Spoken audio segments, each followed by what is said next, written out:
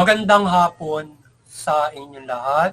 Ito po si Herbert Curia, author-promoter ng Bible Lights Promotions. Kakibat ang ating pananalig sa ating banal na Panginoon Diyos, banal na Panginoon sa Kristo, at gabay ng kaliwan ng kaliban ng Santa Maria, ay ating pong ibinabahagi sa inyo sa linggong ito.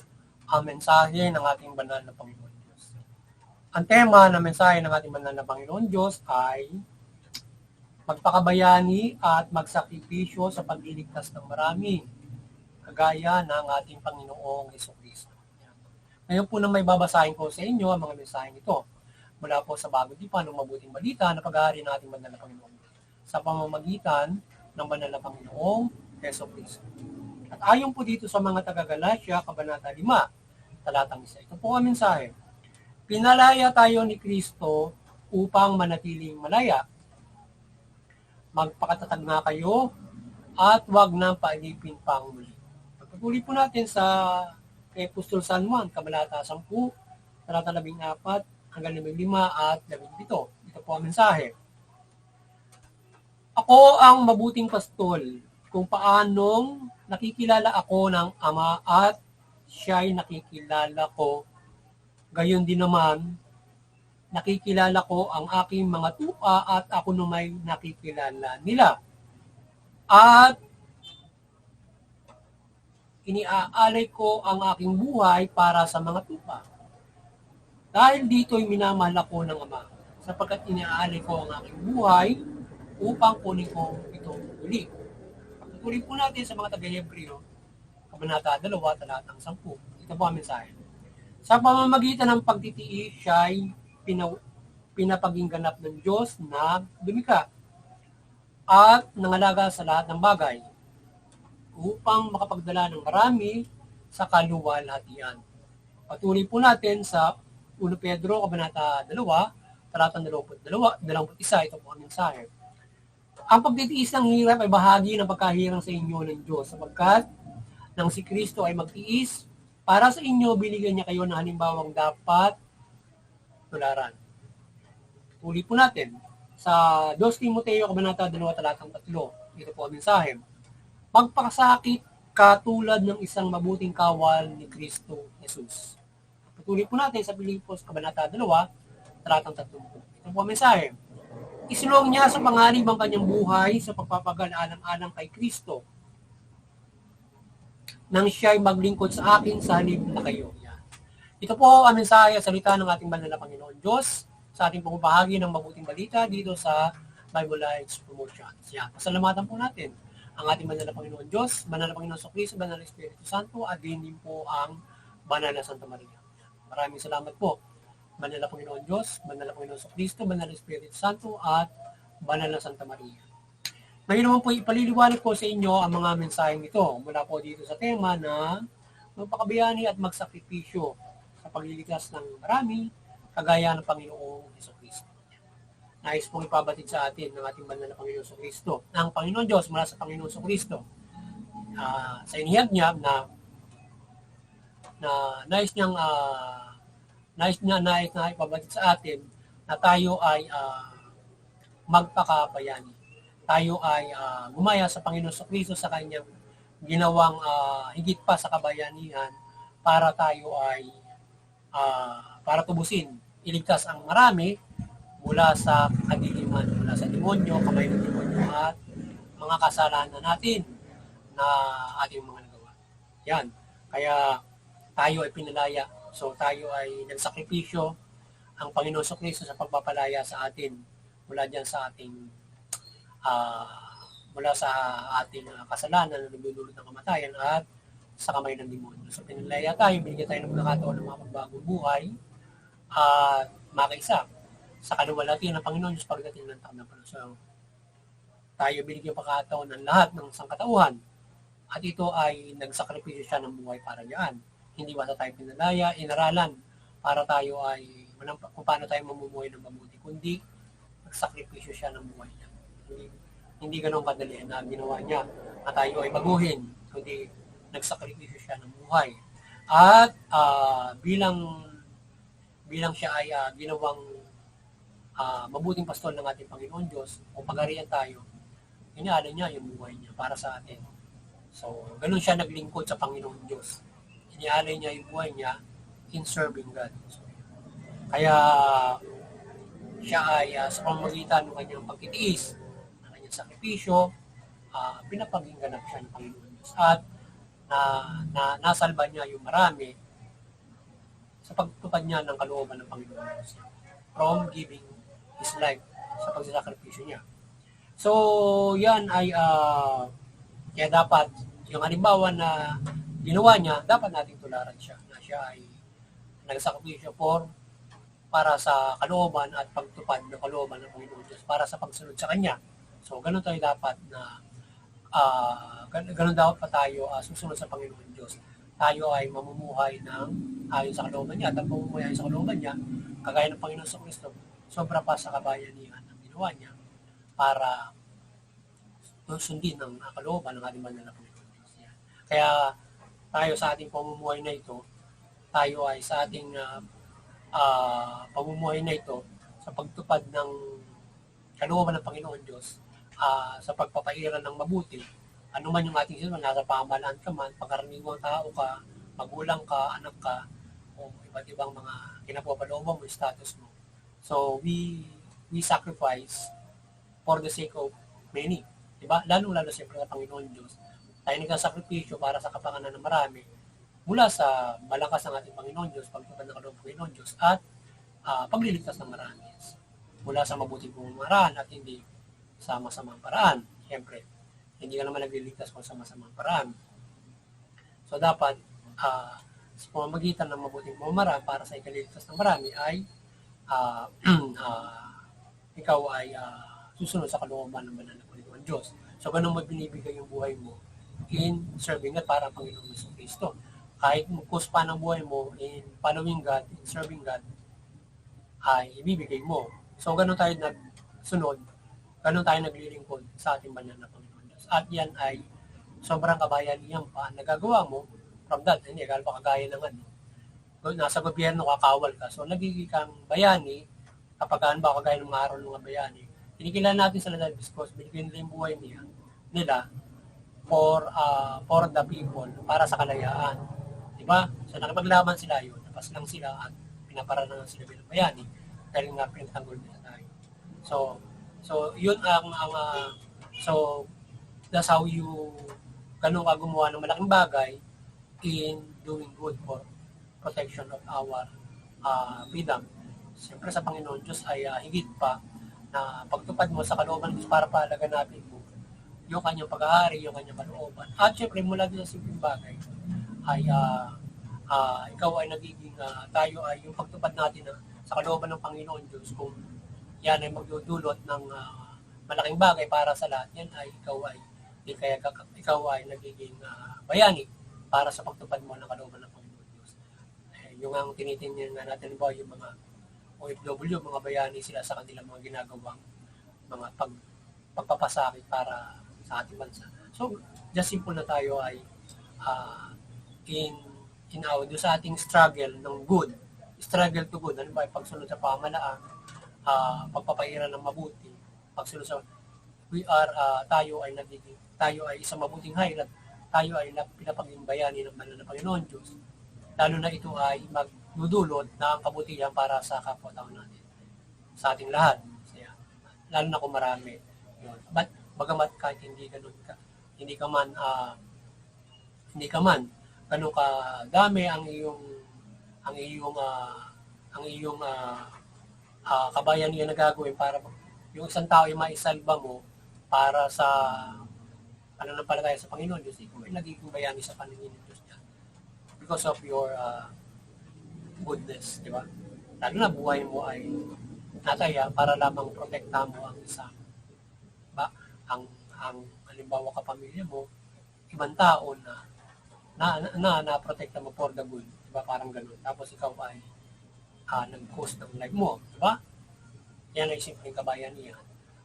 At tayo kaya yung pagtupad natin sa kalooban ng Panginoon Diyos and spreading it, lalo na pag nag-cost ng life mo, siyempre, kaya ng Panginoon sa Kristo, ganun ka nagpapakabayani. So, kaya yung mga nasa pamahalaan, kayo ay sumusuporta ng Kristo at kayo ay maging mabuti sa inyong pananagulan, magpakabayani kayo. Hindi naman ibig sabihin magpakabayani ka ay mamamatay ka, ibig sabihin ay niligtas yung marami at ikaw ay ibinibigay mo yung buhay para sa marami at ikaw ay bibigyan ng buhay ng Panginoon Diyos. Yan. Hindi nangangulugan na nagpoprotekta ka. Eh, lahat na nagpoprotekta mamamatay para maging bayani ka. Kundi, doon sa example ng Panginoon Kristo, up to the extent maging ganun yung sapita mo for God, kaya mo ibigay yun. But definitely, protecting para sa kapakanan ng marami, para sa kaligtasan ng spiritual, para sa kabutihan. So, hindi na nga ulang pag nagtanggol ka, mamatay ka. Tutulungan ka ng Panginoon Diyos. Ibigyan ka ng buhay para lalo ka makapagtanggol. Di ba? Ang Panginoon Kristo may ginawa kasi siyang sa ganung bagay ay aside from pinapakita yung bagay na kung hanggang ganung bagay mo magbibigay mo sa Panginoon Diyos at yun ay mayroon kasing pagliligtas sa atin kaya kinakailangan mangyari sa Kanya yun. Ay naadara sa ibang kapaliwanagan ay doon sa mga bagay na kaya mong sundin ng Diyos kung ikaw ay mayroong ganung klase na susundin mo ang Panginoon Diyos upang ikaw ay magsilbi sa Kanya sa ganung pamamaraan. Di ba? Na maaari mong pagdaanan, maranasan na ikaw, ganun na mangyari pagka ikaw ay mayroong gagawin kang mahalagang bagay para sa pagliligtas ng marami, kagaya ng Panginoon. So, at hindi ba sa ganun lang yun? Pinakita nga yun. Kaya, yung gagawin mo na yun, ay magdudulot pa sa iyo ng buhay ng walang hanggan. Ang Panginoon Kristo after 3 days, di ba, nag-rose again. So, kung ganun ang maging sakripisyo mo, ikaw na may bubuhayin ng hanggang sa walang hanggan din, ang banal ng Panginoon Diyos. Aside from that, hindi naman lahat na nagsasakripisyo sa musunod ng Panginoon Diyos ay ganun yung mangyayari sa iyo. You will ikaw ay mapapatay sa paglilingkod mo sa Kanya or nadanasin mo yun. So, God can give you life para protektahan mo yung marami. At mahalaga, ginagawa mo na sumunod ka sa pagprotekta ng mabuti. And you will protect you also, God, para sa pagpapalaganap mo bilang as a God servant, as a followers of God. Diba? Para ikaw ay makapagsalba ng marami o makapagsalba ka ng sinuman para sa mabuti o makapagpairal ka ng mabuti for the will para sa Panginoon Diyos, para sa kabutihan ng lahat. Kaya kung alam ba, nasa pangunahin, inilagay sila, magpapairal ka ng mabuti ron, sundin yung buti at tungkulin nyo at to the sacrificing your life. Pero syempre, puprotektahan kayo ng Diyos in protecting the good. Syempre, hindi ka naman paano po protekta yun nasa gobyerno kung puro patay kayo dyan, di ba? So, meron mga nagsasakripisyo, pero meron din na natiling buhay, di ba? Ganun lang kasimple yun. So, kaya yung agaya nung ginawa nung isang kasamahan ni San Pablo na sa paglilingkod sa Panginoon, sinusuong niya yung buhay niya para for God. So, kaya tayo, kahit isuong natin yung buhay para sa mabuti for God, kapangan marami. So, kaya natin yan. Bigyan. Tayo ay bibigyan ng buhay. Masakripisyo man tayo ay hindi basta namatay ng galong-galong lang because of the sacrifice. At bubuhayin tayo. May kaligtasan spiritual. So, kaya napakalaking bagay yun. Every one of us is tayo ay kaya natin isakripisyo for God yung ating buhay for the sake of it. Every one of us. At kung tayo ganun lahat, siyempre tayo ay nagmamahalan. So, wala tayo napapaproblemahin. Diba? Dahil nga lamang siyempre hindi lang naniniwala. Merong evil, marami na influensyan. So, ang pamumuhay sa ating sa pagpapatubad ng kalooban ng Panginoon, it is a struggle of doing good. Yung nasa pamalaan, they struggle for implementing the good, di ba? So ngayon, you struggle for good, implement ka. So pwede mag-sacrifice ka ng buhay in serving God, doing the good, di ba? At nagiging bayani kayo diyan sa mga bagay na yan. Ayun, practicality yan, syempre. Lalo-lalo na sa paningin ng Diyos, kayo ay, syempre, bigyan ng kaligtasan kung kayo ay ganun na nangyari sa inyo. Pero syempre, kung kayo nananampalataya, Even not, siguro siyempre, kayo gagabihin kung kayo ay dapat magsakripisyo ng buhay niyo or not in serving the government as your authority or following God, di ba? Sa pangalanan. So, yun, at muli, ay yung dakilang sakripisyo na magagawa natin, ay gawin natin for the sake of everyone, for the sake of good and in our faith to God and Jesus Christ, like Jesus Christ. So, in faith hour to the kaisong natin sa panganib ang buhay natin for serving Jesus Christ, serving God, ay tayo ay bibigyan ng buhay ng Panginoon. Sabi nga ng Panginoon sa Kristo, kung sino yung nawawalan niyan, sa iyo magkakaroon. Diba? Kapag binigay mo ang buhay mo sa Panginoon, binigay mo sa Panginoon, sa Panginoon sa Kristo ang buhay mo, bibigyan ka pa niya. Marami. Diba? Depende doon sa kung paano ka itatalagaan mo sa sakripisyo yung bawat isa like Jesus Christ. Kung gano'n yung pag-sacrifice ng Panginoon Diyos in following Him, so gayahin natin ang Panginoon sa Kristo. Or else, bibigyan ka ng malahabang buhay para pag isang sundalo, pag isang protector ng gobyerno, di ba? Isang tao nakapoprotect sa makatuwiran, hindi niya mababayaan na makapoprotect ng kapwa mo sa isang mahusay na bumamaraan. Tutulungan ka pa, bibigyan ka ng buhay. Kahit marami banta sa buhay mo, kahit yan ay mag-cause ng life mo. So you help others, di ba? Suplong mo yung mga kagaya flood control project, suplong mo yung mga mga tiwali dyan, so ikaw ay bibigyan ng buhay ng Panginoon Diyos. So ngayon ay, korupsyon sa pamahalaan, mahirap susuplong mo yung korupsyon doon, pwede kang patayin. So, in doing a good with God, so ikaw ay binibigyan ng Panginoon Diyos, sakripisyo mo yun. Pero, pag mo sa panganib for following God and making the truth, puprotektahan ka niya. Diba? Or else, yun ay magsakripisyo ka man ng buhay,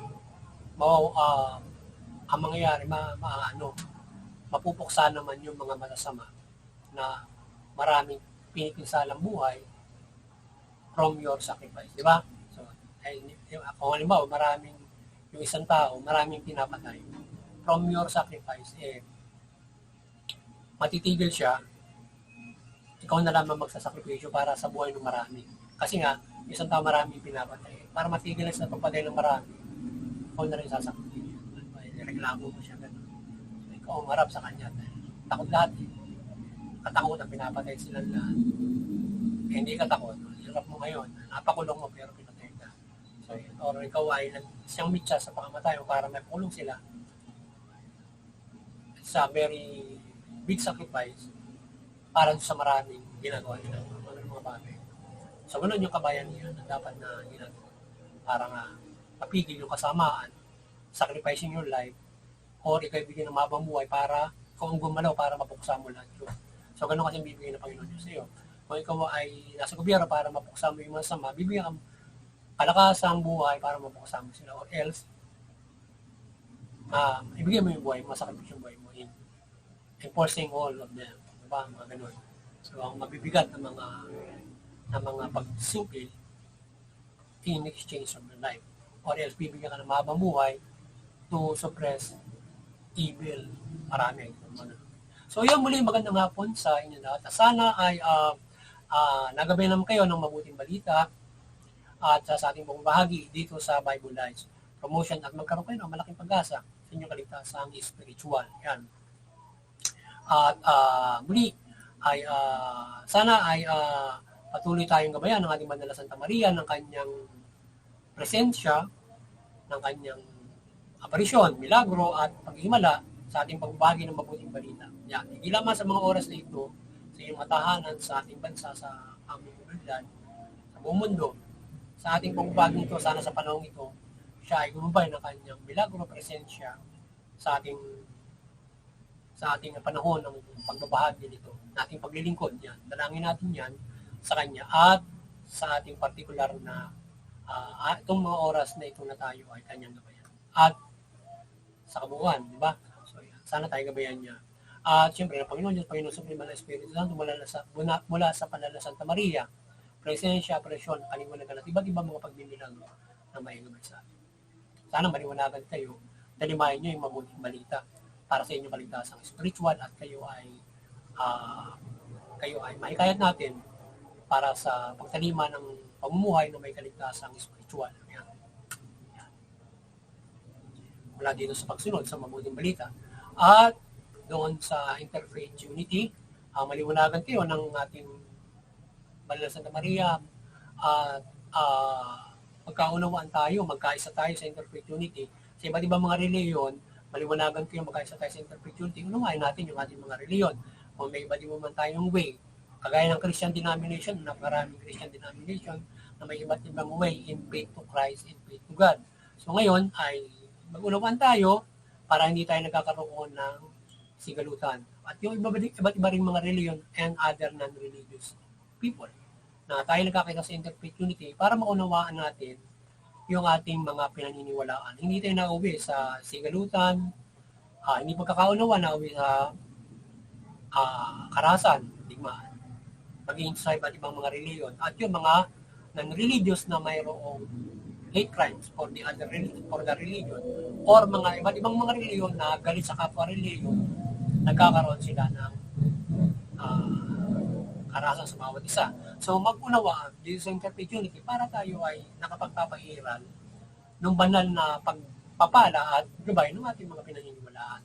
Kagaya sa ating paniniwalang Kristiyano, so tayo ay nagpapairal ng kapayapaan, pagkakaisa, pagmamahalan. So yan yung ating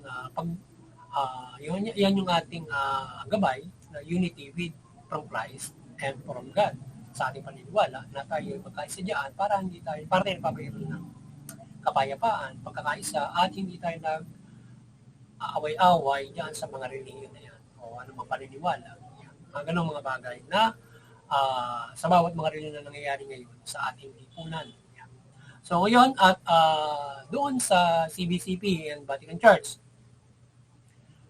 maliwanagan kayo ng ating Banal na Santa Maria at patuloy niyong pagbuklod rin yung sangkatauhan sa pananampalataya sa Panginoon Diyos, mula Panginoon Kristo at mabuting balita. Sa ating munting kakayanan, tayo ay patuloy na dumadalangin ng presensya ni Mother Mary, Panginoon Diyos, Panginoon Kristo, Banal na Espiritu Santo.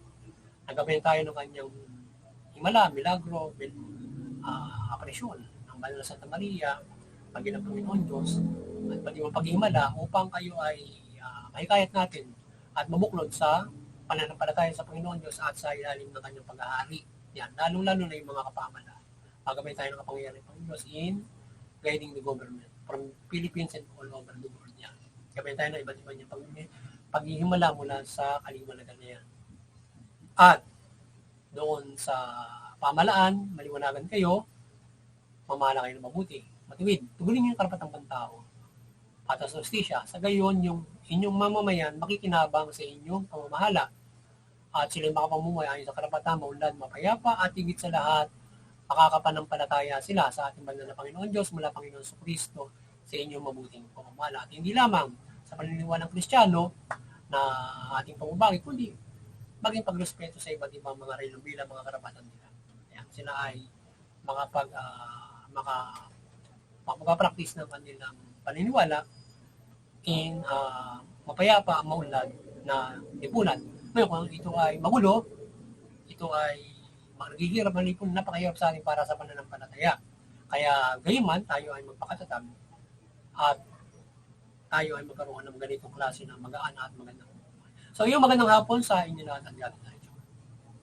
At muli, sana patuloy tayong protektahan, pagpalain ng Panginoon Diyos, ang bansang ito, ang bawat pamilya, bawat tao at ang buong mundo, at sama-sama tayo mabuhay sa mabuting balita at tayo ay sama-sama magkaroon ng kaligtasang spiritual hanggang sa pagdating ng ating banal na Panginoon Diyos.